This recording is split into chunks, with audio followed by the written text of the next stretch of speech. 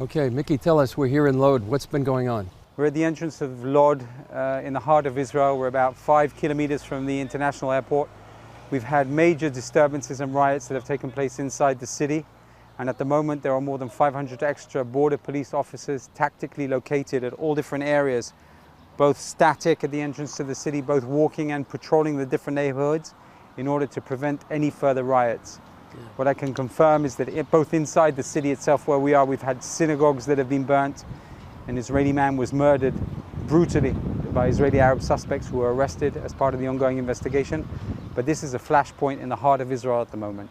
And how many days ago did this happen, and what is the situation right now?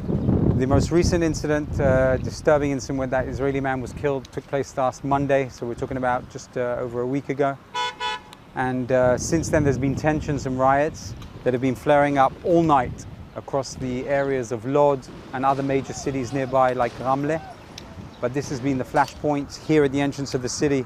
Our units are ready to respond. They're fully equipped, using non-lethal weapons in order to respond to any types of incident.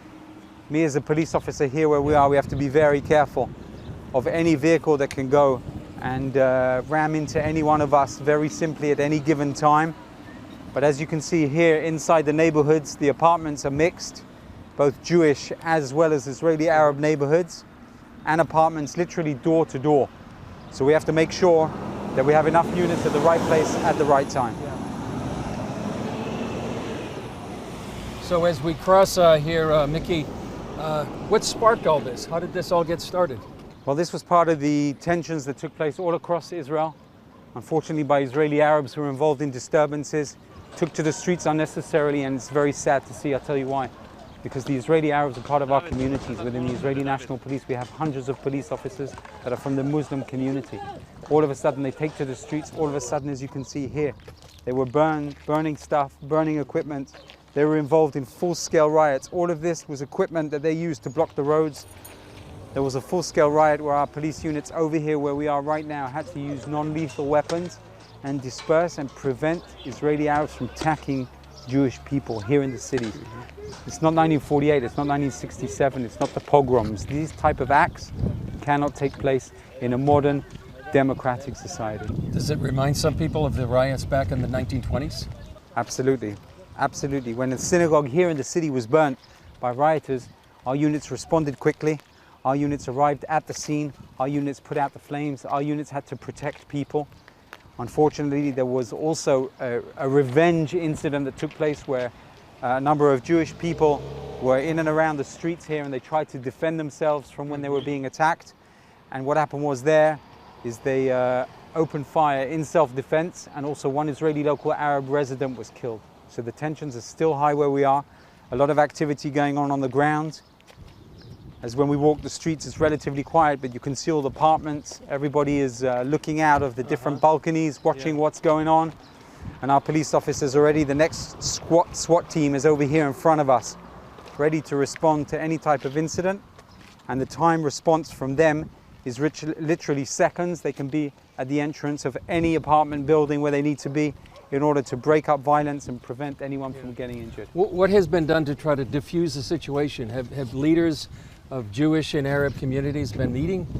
Well, what has taken place until now is our police officers and the commanders of the city have met with the mayor. We're calling upon all of the residents to take control of the situation and be calm. We're seeing that across the city itself, for example, both at the different entrances and the areas of the different neighborhoods, we are asking the leaders also to walk around with us and be on the streets, get the message out. It's not just a tactical police effort on the ground, but it's also an important leadership effort that has to also take place by the mayor and the leaders of the Israeli Arab communities. I can also confirm to you that over the last 24 hours, the situation has calmed down somewhat, but a lot of police activities taking place, searching for weapons that could be inside apartments that could be used. And we want to do everything possible to make sure that there won't be anyone that will be killed or majorly injured here inside the city, both Jewish residents as well as Israeli Arab residents. I can see the idea that being concerned, being in uniform and being a target, you know, when you're walking down the street, anybody could potentially come and try to ram, which has been happening. It happened in Sheikh Jarrah. That's right. Our police officers are under a constant threat. You can see and look to the left and look to the right where you can see Jewish houses, Arab houses. The tensions are high and our police officers are protecting as much as possible. But I also have to look around and see what's going on the ground. Think about my own safety in terms of what could happen here, whether shots could be fired from any given area. We've seen that already this week. Whether a vehicle could approach this area and attack this area. We've had vehicles that have been burnt. We've had damage to property. You can see also on the streets just behind us what is left over from the burnt vehicles that there were over here on the entrance of the car park.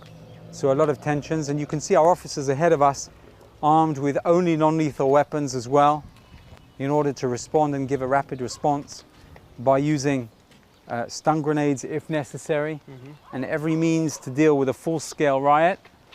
But you can see there are people looking around, there are people watching exactly where our movements are right now, both me and you together when we're walking. Yeah. We have to keep our eyes open at the moment because tensions are still high. And all this is happening while rockets are falling all over central and south Israel. That's correct. The situation down south for the Israeli police, we're still responding to rocket attacks that are taking place.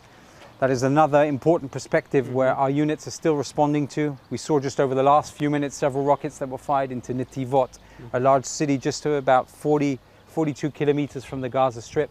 In Beersheba as well, we saw rockets that landed in Beersheba. And unfortunately, I can confirm that over the last few minutes, also rockets that were landed in the local community where 10 people were injured, mostly Thailand workers, foreigners. We know that at least one person, I can confirm, unfortunately, was killed there. And we have several others that are being treated at the scene and evacuated to the main hospitals. So a lot of police activities going on, both down south, dealing with the rockets and the threats of Hamas, and at the same time, our border police units and special patrol units that are responding inside the cities to keep the areas safe. Many that I've talked to, many Israelis are almost more concerned about these riots and the disturbances than the rockets. The rockets they've dealt with for years, but the riots, talk about that, about what this means for Israelis.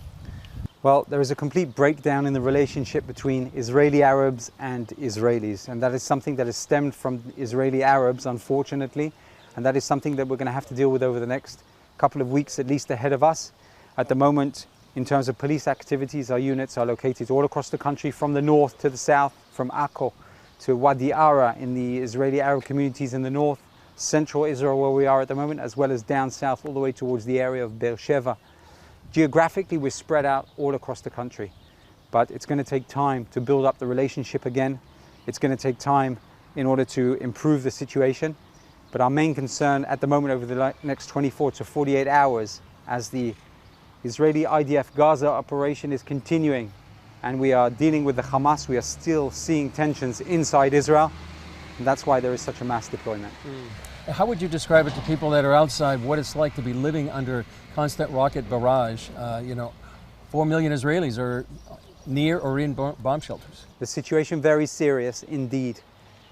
Rockets are coming down on major cities. The Iron Dome is succeeding in taking down and intercepting a large number of those rockets, but unfortunately when you have 120 Hamas rockets being fired in towards the area of Tel Aviv, there is no doubt be 1 or 2 rockets that will make their way and strike the larger cities. We've seen that, and our units are the first responders, our bomb disposal experts that arrive at the scene, help and make sure that people are safe, evacuate those that have been injured. But it's a major issue that we're dealing with at the moment, to have rockets landing inside the cities. This is something that we are going to continue to deal with over at least the next few days as we're seeing the operation continuing, which is the correct step and the right step to do. As long as rockets are being fired, we need to continue to target specifically those terrorists. And we're working together and coordinating with the IDF, both around the Gaza Strip as well as inside the major cities. A lot of people that watch this pray for Israel. How would you recommend that they pray for the situation? Well, Israel is a strong country. Israel has a humanitarian army. We're praying for our soldiers and our security officers and the Israeli National Police. They're doing everything to protect and serve the country. We've been through difficult times before. We'll succeed in getting through these times as well. And we're hoping that we'll be able to minimize the number of casualties. And that's what we're dealing with.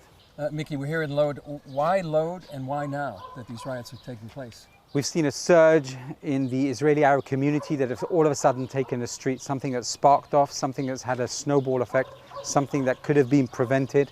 But unfortunately, we've seen as soon as the Hamas started firing rockets into Israel, into Jerusalem, in fact, We saw extremists from the Israeli Arab community take up on the streets. I think that they are causing damage to themselves, causing damage to the majority of the community, because we know that the majority of the community who are living just next to one another, door to door, house to house, apartment to apartment, they don't want to be involved in full-scale incidents. But the extremists have taken to the streets, the extremists by the majority being Israeli Arabs, extremists within the Israeli Jewish community who have gone on the streets to protect themselves. But we're enforcing law and order in every area, with emphasis on Lod, where things have really stemmed up over the last week. Was there any coordination with outside groups? Was this organized at all? We know and we've seen intentions of individuals who have tried to make their way from outside Lod, Israeli Arabs, to come in and be involved in the violence. We've stopped buses that have made their way from the north towards this area. We've also stopped a number of individuals and vehicles from Jewish groups that have also come and wanted to be involved in protecting. The Israeli police are serving, the Israeli police are protecting as much as possible at any given time. And our units, who are located just around these different areas at every junction, literally every 20 to 30 meters, can respond right now as we're talking to any level or scale of violence. Thanks, Mickey. Appreciate it.